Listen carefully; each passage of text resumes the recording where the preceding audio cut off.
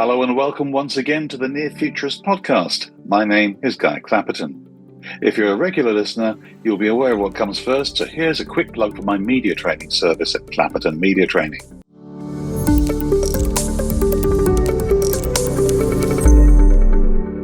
Do you or your clients want to sound as confident, clear and fluent in media interviews as the people in this podcast?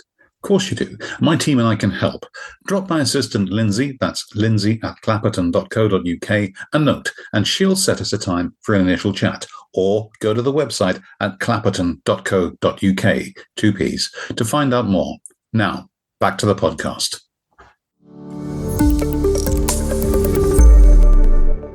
And that's enough of that. This week at Next, we'll be looking at the thorny problem of cybersecurity. Now, I've been writing about that for over 30 years, and people are still using their pets' names as password, which tells me something very important. Nobody's been listening. My guest has been listening, though, if not to me, then to other people with the same message. He has a proven track record of scaling and exiting technology businesses, having previously led North and Demovo through successful transactions. With a background spanning senior roles at Dell, Computer Center, and Lenovo, he brings experience in enterprise technology, strategic partnerships, and M&A-led growth. He's known for building high-performance teams and positioning businesses for scale, value creation, and long-term success. He's chief executive of Cyberfort, and his name is Glen Williams. Glen, welcome. Welcome. Thanks, Guy. Good to meet you, and delighted to be here today. Well, thank you very much indeed. So, for someone who doesn't work in cybersecurity, what problem would you say Cyberfort actually exists to solve? Well, like any cybersecurity business, I guess the way to think about it is taking it back to security and physical security. That's the way I think about it. I'm not a cybersecurity guru, but if you think about your house, what does a security company do to protect your house? Why do you have a lock on your door? Why do you have an alarm on your house? Why would you have that sort of security in your house, a physical security? Well, a cybersecurity does that exactly the same thing, but from a technology perspective, and keeps you secure and keeps your technology and your infrastructure and your application secure. So rather than keeping your physical security, i.e. your house secure, we keep everything else moving and working that's technologically led. That's what cybersecurity companies do, protect you and protect your technology investments. Okay, now a lot of people think that cybersecurity is just about stopping hackers. That's very important, of course, but what else is there, and what do the public misunderstand about the real risks that businesses face? Well, risks are pervasive. They're there every single minute of every day. I think that hacking is one part of it. And when people are talking about hacking, they're talking about people trying to breach someone's internal IT systems to try and find a way through, to find information and try and get data or get hold of something that can cause a problem to the business. So that's kind of what hacking is doing. They're trying to hack into a system. That's just one part of what people do.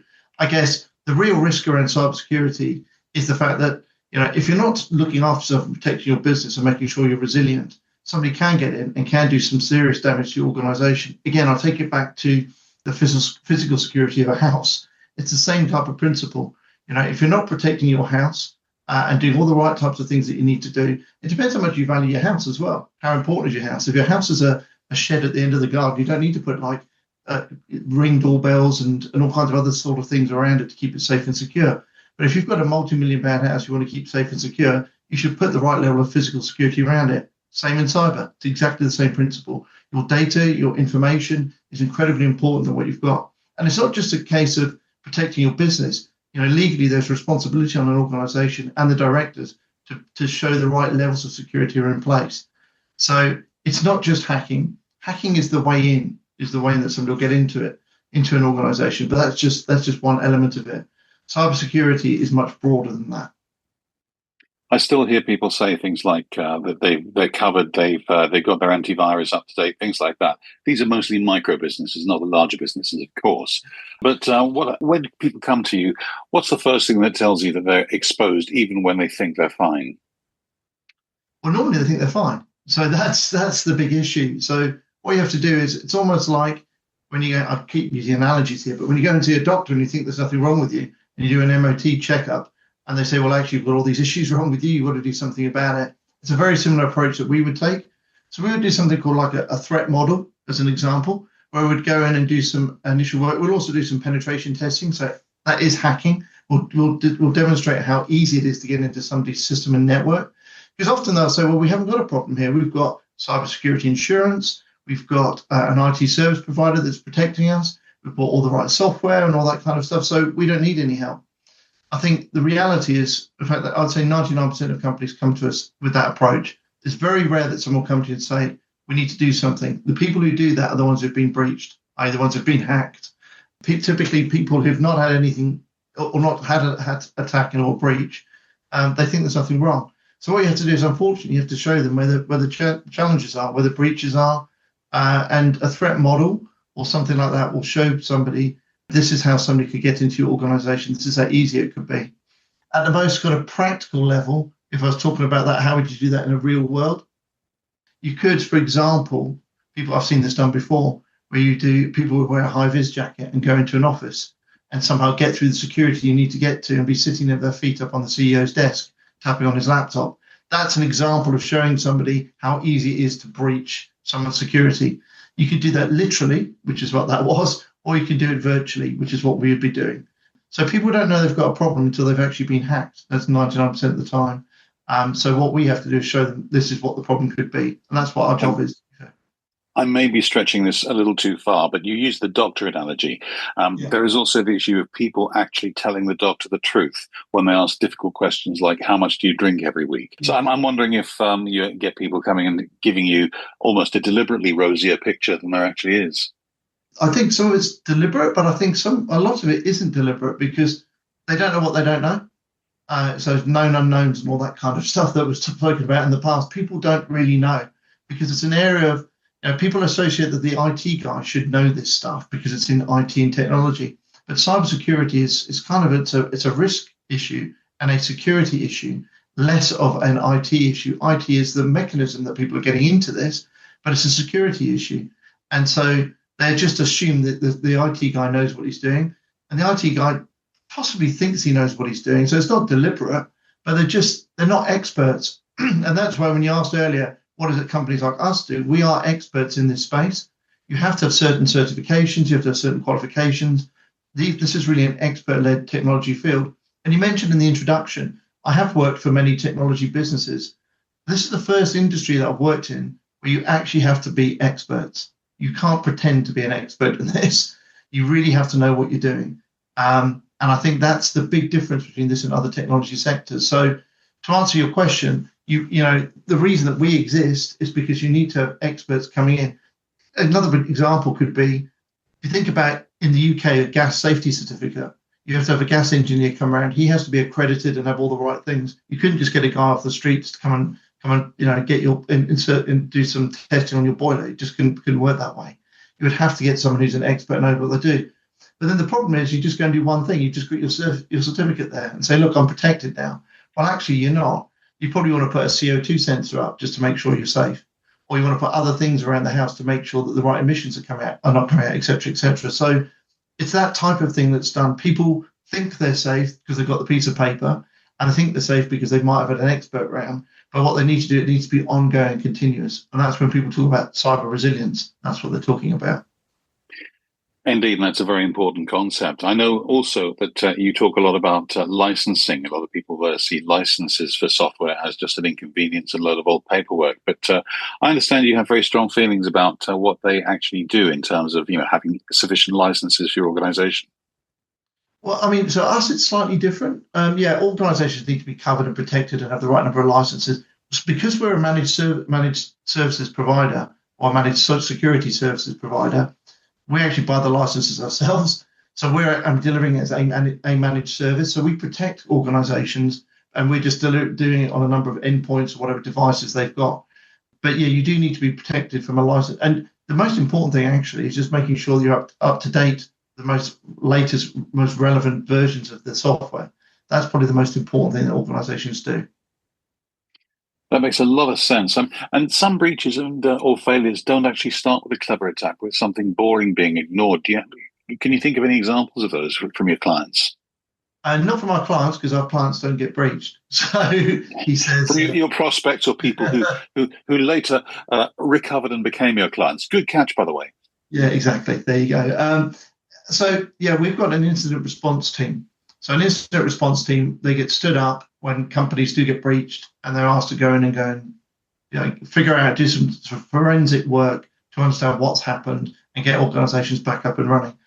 Typically, they're there are some sophisticated ways that you see people do this. Some of the less sophisticated ways that I've seen, I'd say, I'll give you one. I'll give you a semi-sophisticated one and a very unsophisticated one. Semi-sophisticated, there was a company called Arup, A-R-U-P, an engineering organization. I think it happened out in Hong Kong. If people Google Arup cyber breach, they'll see it out there. So it's no secret. That was done through a deep fake. And it was done through a Teams call. And the guy thought he was talking to the CFO, and there were 2 or 3 other finance people on the call telling him to transfer $25 million. Now, it wasn't a particularly brilliant deep fake, to be honest with you. So that's why I said it was semi-sophisticated. But it was good enough for the guy to transfer $25 million. And that's what they did. So deep fake is one way of doing things. That was semi-sophisticated. It's a lot more sophisticated now. Typically, you'll see things with deep fake and on Teams or whatever it might be, where you can only literally, probably by looking and staring at someone's eye or their glasses or the reflection on their glasses, you might be able to see some small thing there, but it's minor. You have to be so careful with things like that. So deep fake video is one way. It's semi-sophisticated and becoming more sophisticated. Some other more simplistic ways, through a QR code, people scanning a QR code that gets you straight into things that you want to get into, is one way. One of the most recent ones, I'm not going to say, well, there's been a number of recent attacks in the UK. I think they've all been publicised of what happened. The issue with these ones has been through the supply chain, i.e. not the organisations directly themselves, but the suppliers of that service to the company. And they were pretty simple things. People were just phoning the help desk and saying, can you reset my password? So that kind of thing was relatively straightforward and simple. So it gets more sophisticated. There are some very sophisticated people who can do some quite interesting things around deepfake. But the examples I've given you there's some that are semi-sophisticated and some that are pretty straightforward. Yeah, very sort of blunt instrument sort of thing. Yeah. Another thing I'd like to pick up on, you mentioned earlier that people felt this should be taken care of because the IT guys got this. At what point does cybersecurity stop being an IT issue and actually become a boardroom issue or management issue if you're not a massive enterprise company? When does it start being pervasive throughout an organization like that? It should start from day one. I'm chairman of a business that's got 20 employees, and we've got, it's on our priority list. It's all about risk management. So you've got to understand what is the likelihood and what is the impact of something happening to your organization. If you're a complete firewall type company that you operate on an island and don't need to interface with anything, then the risk is very limited. But that's not the case for most organizations that all require technology. So I would say the challenge is more not the fact the board see it as a risk. Even in smaller businesses, everybody sees it as a risk. It's an existential risk, an existential threat to a company. The challenge is that the IT guy, they trust the IT guy. They think the IT guy knows what he's doing. And he sort of does, but he can't be he's a jack of all trades. This guy is in a smaller organization. He's looking after the infrastructure, he's supporting the applications. He's typically come from an infrastructure or application background. He's not a cybersecurity expert. So this is why you see me raising the flag and waving the banner of saying you need to bring in experts. This is the one area of technology or anything you want, you need to bring in an expert because it's more than just an IT problem. This is a risk it's an existential risk to a company if it goes wrong. There are CEOs who will only want to know what happens if it goes wrong. How do you explain the risk to them that they're actually going through? It's like anything, I'd say to them things like their insurance.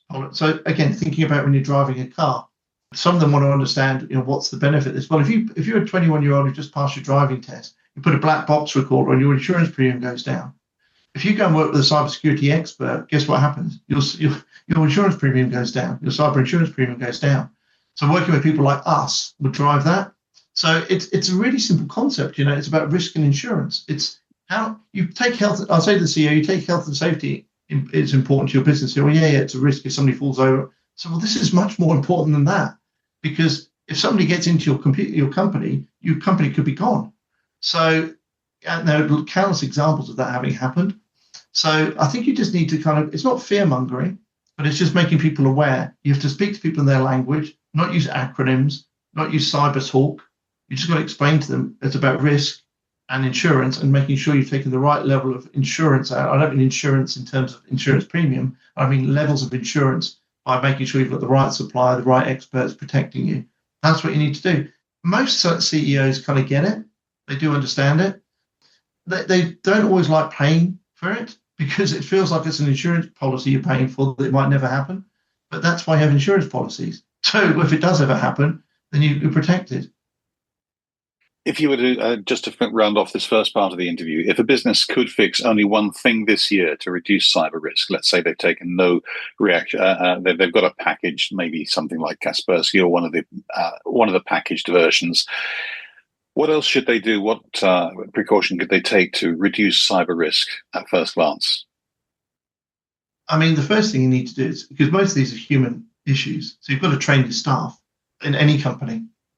You have to train your staff, and you have to make them aware of what the risks are, because it's human error, human issues that let people in. So, I mean, the fundamental, most companies do this, but you need to do some form of cyber training and make people aware of the risks for phishing emails or whatever it might be. We do this all the time, continuously. Most companies I know do this. But if there was one thing they weren't doing, I would do that. The second thing I would do is, if you are doing that and you still want to make sure you're safe and secure, is I'll do a threat model. And like I said, a threat model is the equivalent of me coming around to your house, and it's doing an analysis of your house. And I'm analysing where the biggest risks are, where, for damp or whatever it might be. I'm giving you a report and say, it's up to you now what you want to do. You can choose to leave this as it is, but these are the risks that are open to you. Or you can choose for someone like us to come in and make the repairs and do what we need to do to make you safe and secure. And that's what you would do. That makes a load of sense once again, and that's it for the first part of this interview, but there will be more, oh yes. So I'll say thank you very much indeed, Glen. Pop you on pause just for the moment, but everyone do come back next week when we'll talk about certification for its own sake and a great deal else. See you then.